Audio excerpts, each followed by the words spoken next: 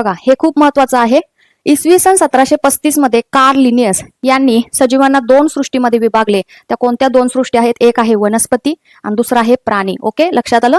त्यानंतर पुढे कोण आला बघा? 1866 मध्ये हेकेल यांनी काय केले? सजीवांचे तीन सृष्टीमध्ये काय केले? वर्गीकरण केलेलं आहे. त्या तीन सृष्टी कुठल्या आहे? एक आहे प्रोटिस्टा, दुसरा आहे वनस्पती आणि प्राणी. समजलं? हे लक्षात ठेवा.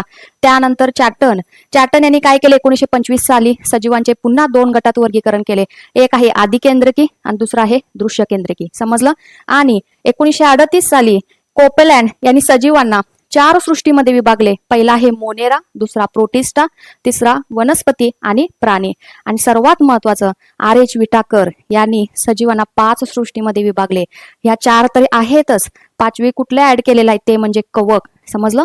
एक आहे कुठला बघा? प्रोटिस्टा, मोनेरा, कवक, त्यानंतर वनस्पती आणि प्राणी. Okay, thank you.